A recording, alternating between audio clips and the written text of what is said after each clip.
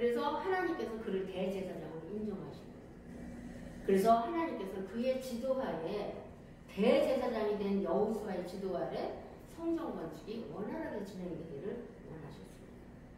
오늘 목사님께서 너무나도 영국 신사처럼 아름답게 깨끗하게 단장하고 오셨는데요. 목사답고 너무나도 빛이 납니다. 얼굴에서 광채도 나고 옷에서. 그렇게 사람의 의복이 달라요. 의복이. 그래서 의복은 신분이에요. 신분을 나타내요. 신분과 권위를 상징합니다. 그래서 옷을 함부로 입으면 그 노동자들이 노동자 옷이니까 함부로 막 막리를 해요. 근데 옷을 정장으로 갖춰 입으면 말도 풍족하게 나오고 옷 입은 그 자태에 따라서 달라요. 경찰이 경찰복을 입으니까 사람들이 거기에 딱 하면은 멈추잖아요. 막 지적하면. 경찰복 안 입고 민간옷 입고 아무렇게나 입고 그러면 누가 말을 듣겠습니까? 이 옷이 되게 중요해요. 그래서 제가 오늘 목사님이 옷을 안 입고 오시면 무조건 백화점 가서 한 벌 사드려야 되겠다. 양복하면 제가 이렇게 결심하고 나왔는데 오늘 목사님께서 아우 새 옷하고 옷이 많으신가 봐요. 있는데 왜 안 입으셨냐고요. 있는데 아이고 세상에. 그러니까 목사님으로서 권위가 확실히 있으면 어깨에 힘이 들어가고 그래서 옛날에 찬양단에서 지휘하던 모습도 이렇게 잠깐 드러나고 큰 그릇으로 쓰시려고 오늘 여호수아처럼 옷부터 벗기시잖아요. 그 옷 안 돼! 너 지금까지 입던 옷으로는 이 앞에 대제사장 노릇 못해. 내가 입혀주는 옷으로 다시 입어! 하면서 입혀주신 것입니다. 자, 드디어 이제 오늘 전하는 사정 말씀은 5번째로 스가랴가 본 환상이에요. 그 환상에서 어떤 환상이 나오냐면 순금 등잔대가 나와요. 그 다음에 두 감람나무가 나오고 관이 나오고 기름이 나옵니다. 그리고 또 어떤 내용이 나오냐면 이 성전 건축이 옛날에 솔로몬 성전은 너무너무 크고 화려하고 웅장했는데 지금 스룹바벨이 짓는 성전은 너무나 조그매요. 조그맣고 초라하게 지니까 사람들이 비하하고 조롱해. 해게게 저런 곳에서 무슨 제사를 드려? 이러면서 사람들이 아주 그냥 그거를 대수롭지 않게 생각하는데요. 하나님께서 뭐냐면 이 작은 시작을 이 보잘것없는 이런 성전 건축을 보고 사람들과 같이 사람들은 낙심을 하겠지만 하나님께서는 이 작은 시작 속에 너무나도 엄청나고 큰 계획까지 담으셨다는 거예요. 교회를 통해서 메시아까지 오게 하는 그런 섭리와 계획을 담으셨다는 것입니다. 오늘 이 말씀을 우리가 집중적으로 조명하면서 저와 여러분이 모두 은혜를 받기 원합니다. 자, 그러면 첫 번째로 우리 교회도 성령의 임재가 나타납니다. 성령의 임재가 나타나야만 그거는 진정한 교회다라는 것을 말씀드리고 싶습니다. 1절과 2절은 스가랴에게 이제까지 환상 속에서 말씀하시는 천사가 그를 깨운다고 이렇게 기록되어 있습니다. 근데 여기서는 자는 스가랴를 깨운다라고 이렇게 생각하기 쉽죠. 그게 아니라 영적 세계에 무지한 스가랴를 영적 지식이 있도록 스가랴를 깨우쳐준다는 말씀으로 이해하셔야 합니다. 그러면서 스가랴에게 환상을 보여주시면서 네가 뭘 보고 있느냐? 그러면서 질문을 하니까 스가랴가 순금 등잔대가 보이는데요. 근데 순금 등잔대 위에 기름 그릇이 있네요. 그 기름 그릇 위에는 7등잔이 있어요. 근데 또 그 기름 그릇 위에는 뭐가 보이느냐 했더니 기름 그릇 위에는 등잔을 위해서 7관이 보이네요. 7관이 보이네요. 그런데요, 한 절 더 보니까 그 등잔대 곁에 두 감람나무가 있다고요. 두 감람나무. 하나는 그 기름의 오른쪽에 있고 하나는 그 왼쪽에 있다고 하는 것입니다. 그러면서 천사가 묻죠. 이게 무엇일까요? 그랬더니 스가랴가 몰라요. 그래요. 잘 모르겠다 그러면서 뭐예요? 질문을 하는 거예요. 그랬더니 천사가 설명하죠. 순금 등잔대는 무엇이냐? 다시 건축이 될 재건될 성전이야.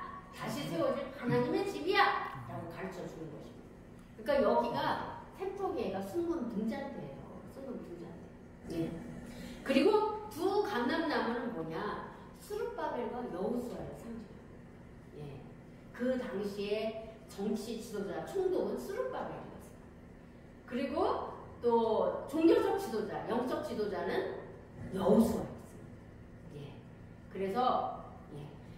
그들 스룹바벨과 여호수아가 합심해서 예, 하나님의 성전 짓기에 전심전력하라고 권면해 주신 것입니다.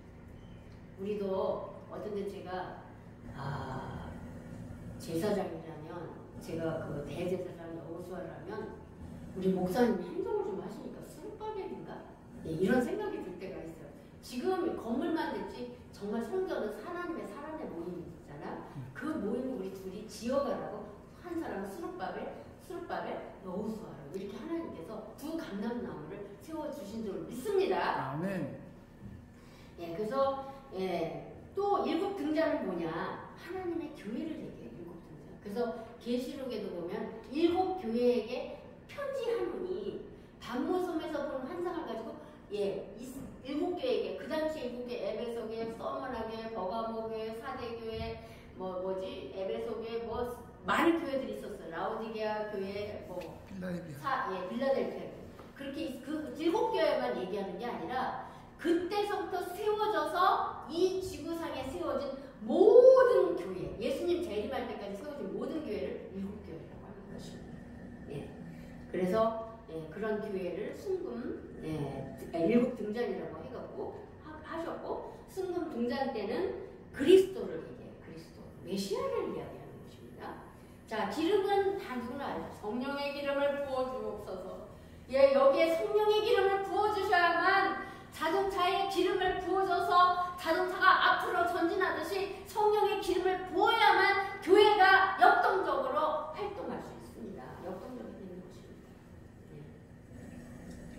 이 교회가 부흥이 되지 않는 것은 성령의 기름이 없어요.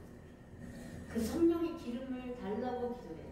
성령의 기름을 부어주옵소서. 우리의 머리에 부어주옵소서. 성령의 기름을 이 교회 위에 부어주옵소서. 성령의 기름이 넘치도록 부어주시옵소서. 그래서 성령의 불꽃이 담겨지면 기름에 의해서 계속 불꽃이 타올라야 되는 거예요. 그럼 교회는 저절로 부흥이 되게 되어 있다는 것입니다. 제가 그래서 성령의 기름을 놓고 요새는 계속 기도. 하나님 성령으로 채워주옵소서. 성령의 기름을 채워주옵소서.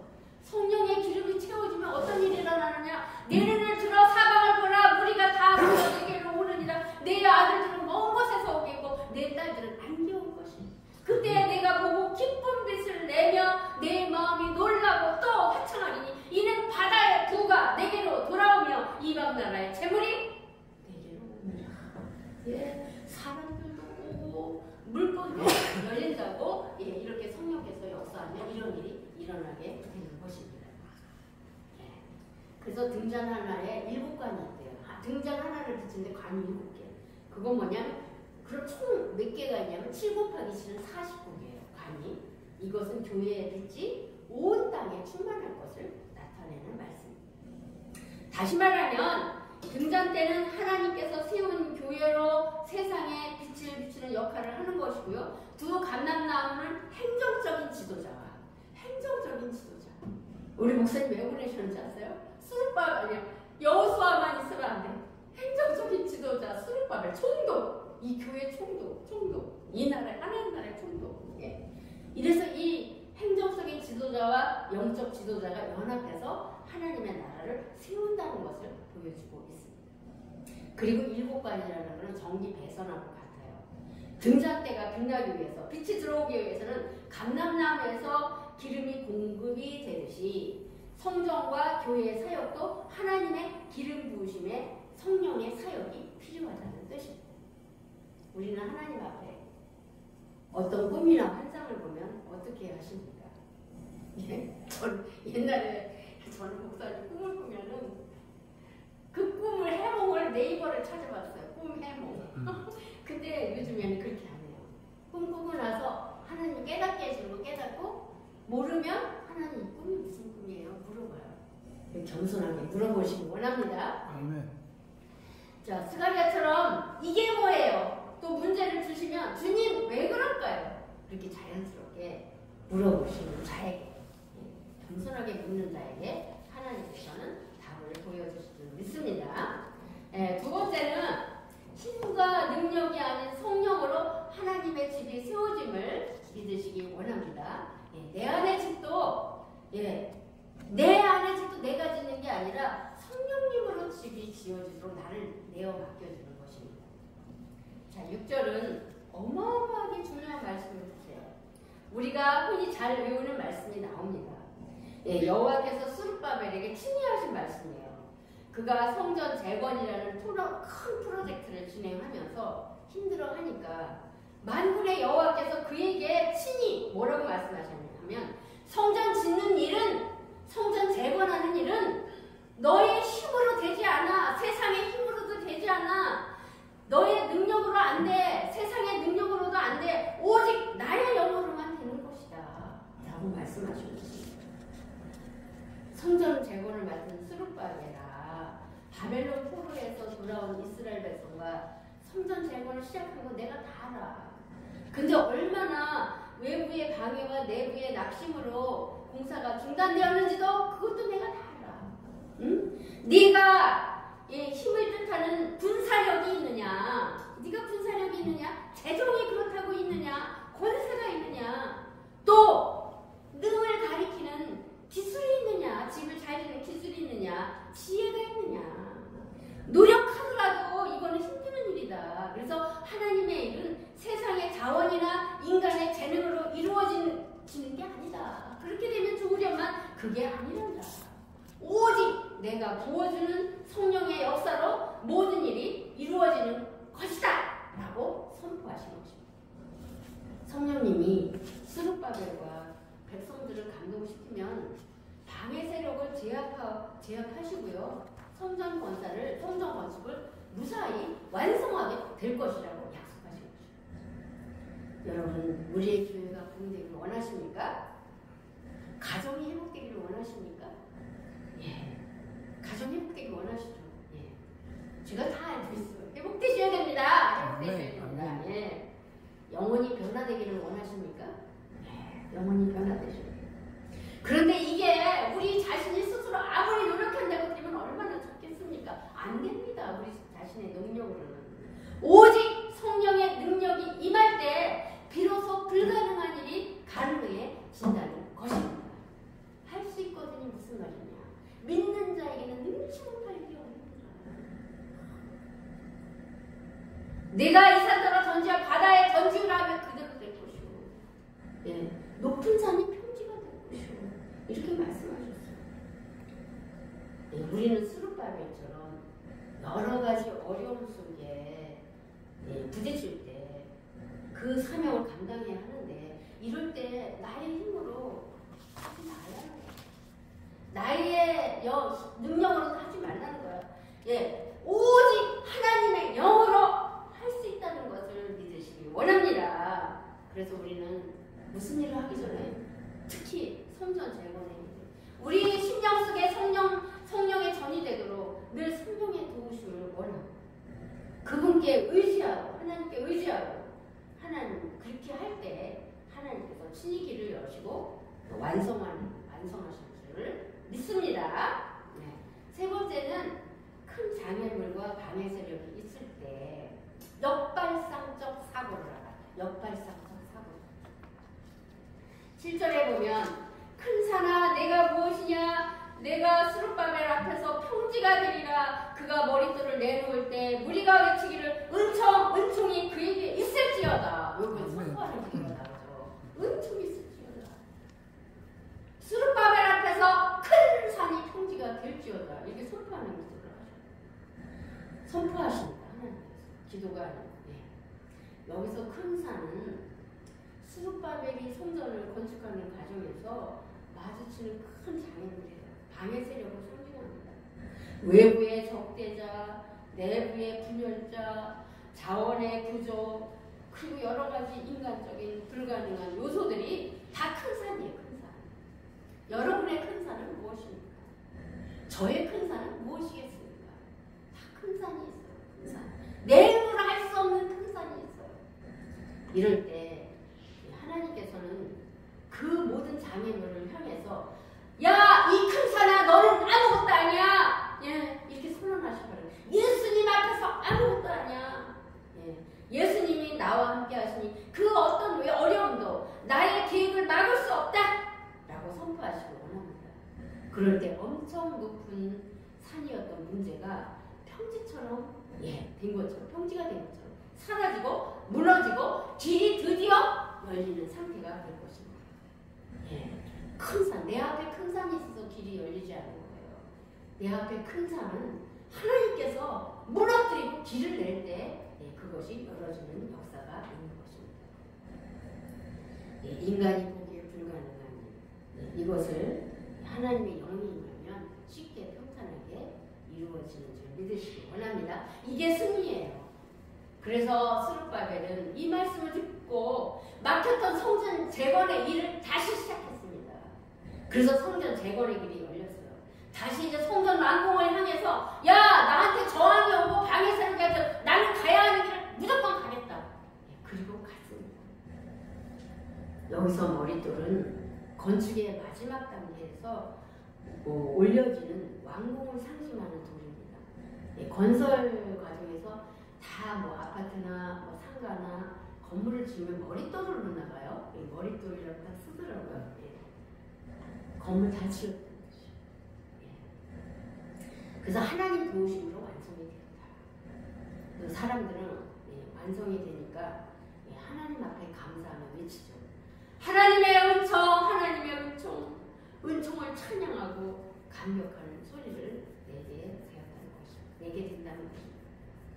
하나님의 전적인 은혜로 된 일에 대해서 이렇게 사람들이 찬송을 하게 되는 것입니다. 여러분 우리 인생에도 내 힘으로 도저히 해결할 수 없는 큰 산 같은 문제가 뭘까요? 저는 이렇게 성도님들 보면 대충 알아요. 저분은 어떤 문제가 있구나. 저분은 어떤 문제가 있구나. 다 알아요. 하나님께서 깨우쳐 줄 때가 있어요. 그 목사님 어떻게 하셨어요? 말도 안 하는데 왜 하나님께서 이렇게 영적으로 깨우쳐 줄 때 다 아는 건 아니고 세밀하게 아는 건 아니고 느낌으로 알아. 이렇게 말을 해주고 있거든요.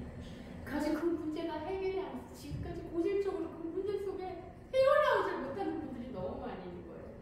근데 답이 보여요. 기도하면 돼. 성령 받으면 되는데 사람들이 그 단계까지 오지를 않아서 맨날 문제를 안고 살아가는 거예요. 또 큰 산을 해결하잖아요. 또 다음 산이 있어요. 인생은 산의 연속이야. 산 하나 무너뜨리면 또 다음 산. 그거를 무너뜨리면서 주님이 무너뜨려질 때 거기에 이제 길이 열려서 한 발자국 더 다가가는 것입니다. 자, 성령의 능력으로 여러분의 문제가 평지가 되기를 원합니다. 하나님은 우리의 사명을 끝까지 완성하게 하셔요. 시작도 하나님이 하시고 완성도 하나님이 하십니다. 하나님은 우리에게 한 번만 말씀하실까요? 아니에요. 우리가 낙심하고 흔들릴 때마다 다시 말씀으로 반복하시고 확인시켜 주십니다. 내가 너와 함께한다. 내가 너와 함께한다. 신앙이 흔들릴 때 다시 내가 너와 함께한다. 제발 말씀으로 돌아가라. 이렇게 속삭여 주십니다. 10절을 봅니다. 작은 일의 날이라고 멸시하는 자가 누구냐? 스룹바벨의 손에 다림줄이 있음을 보고 기뻐하리라. 이 일복은 온 세상에 두루 행하는 여호와의 눈입니다. 이렇게 말씀하고 있습니다. 사람들은 성전 재건의 초라한 모습을 보고 초라한 시작을 보고 실망하고 아까도 얘기했듯이 조롱을 많이 했을 것입니다. 이 스룹바벨이 여호수아와 함께 지는 성전은 너무 작고 초라한 것입니다. 그런데 하나님께서 학개서 2장 3절 말씀처럼 작은 시작을 멸시하지 말라는 것입니다. 하나님은 작은 순종, 작은 믿음, 작은 시작을 귀히 여기시고 계십니다. 큰 시작보다 작은 시작을 귀하게 여기십니다. 다림질은 건축할 때 수직과 수평을 재는 도구입니다. 스룹바벨이 다림줄을 잡고 있다는 것은 성전 건축이 이제는 완성 단계에 도달했다. 그걸 알려주는 것입니다. 와, 백성들이 이 일이 정말 이루어졌구나 라면서 감탄하면서 기뻐하게 될 날이 온다고 말씀하신 것입니다. 이걸 통해서 우리는 뭘 알아야 되느냐? 하나님께서는 결코 시작하신 일을 중간에 버리지 않으십니다. 시작하셨으면 끝까지 책임지고 행하신다는 것을 믿으시기 원합니다. 그러면서 일곱 눈, 일곱은 온 세상에 주로 행하는 여호와의 눈을 이야기하고 있습니다. 그래서 여호와의 눈은 등잔 때의 7등불을 의미하기도 하고 하나님의 전능하신 통찰과 감찰을 뜻하기도 합니다. 하나님은 지금 온 세상을 감찰하고 계세요. 그분의 뜻이 어디에서 어떻게 이루어지는지 다 보고 계십니다. 특히 성전 재건, 교회를 세우고 교회를 부흥시키는 거에 대해서 우리의 작은 믿음의 걸음도 하나님의 눈 아래에서 진행되고 있음을 믿으시기 원합니다. 여러분, 작은 시작을 통해서 큰 일을 이루시는 하나님을 믿습니까? 시작은 미약하시나 나중에 창대하리라. 이 말씀 많이들 외우고 계시는데 하나님의 일은 크게 시작하는 거다. 좀 작게 시작을 하더라고요. 지금 큰 교회 가보면 처음부터 큰 게 아니고 막 다 다락방에서 지하에서 시작했다고 그러더라고요.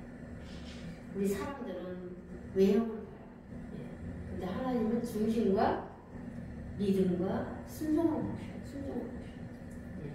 하나님의 눈은 지금도 지극히 작은 시작을 행하는 사람들에게 은총을 베푸시고 계시고 살펴주시고 계시고 보호하고 계시고 인도하고 계십니다. 참고적으로 두 감람나무에 대해서 알려드리면 등잔을 계속해서 타고 있어요. 등잔에 사용되는 기름을 공급하는 원천이 뭐냐? 감람나무입니다. 그래서 이 감람나무는 결국에는 뭘 의미하냐면 그리스도의 왕권과 제사장직을 나타내는 의미입니다. 구약에서는 당시의 여호수아와 총독 스룹바벨을 가리켰지만 오늘의 감람나무는 누구냐? 예수 그리스도입니다. 자, 구약 시대에는 제사장과 왕직을 통해서 하나님의 언약을 성취해 나갔지만 신약 시대에는 예수 그리스도의 피와 예수 그리스도의 이름으로 하나님의 언약을 성취해 나가심을 믿으시는 저와 여러분이 되시길 원합니다. 결론을 맺습니다. 지금 아주 매우 어려운 가운데 성전 재건이 되었습니다.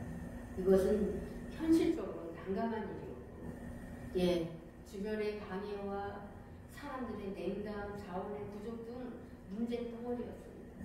그런데 하나님께서 오늘 본문을 통해서 어떻게 불가능을 가능으로 만드셨는지 그 길을 알려주셨습니다. 저와 여러분은 우리 삶의 사명과 교회 사역이 모두 나의 힘과 나의 능력과 세상의 힘과 세상의 자원과 세상의 능력으로 되는 게 아니라는 걸 아시고 오직 주님께서 주시는 성령의 기름 부음의 능력으로 이루어짐을 믿고 작은 시작도 경시하지 말고 작은 교회라고 비웃지 말고 무시하지 말고 작은 믿음을 통해 큰 일을 이루시는 저와 여러분이 되시길 예수님의 이름으로 간절히 축원합니다.